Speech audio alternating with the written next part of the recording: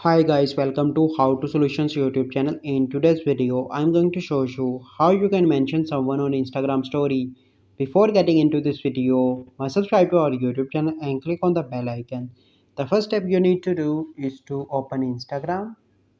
Once you open Instagram, you simply need to slide right from here and take a picture, and then you need to click on the story and click on at the rate of and mention a person. So let me find a person here, so you can select any person from here like this.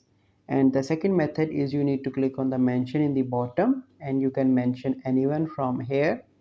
And this is the way by which you can mention someone. And you will also find mention sticker here. You can also mention someone by mentioning that person name here. So these are all the steps by which you can mention someone on Instagram story. I hope you find this video helpful. If you find this video helpful, must like this video, subscribe to our YouTube channel for future videos. We'll see you in the next video. Thank you. Have a good day.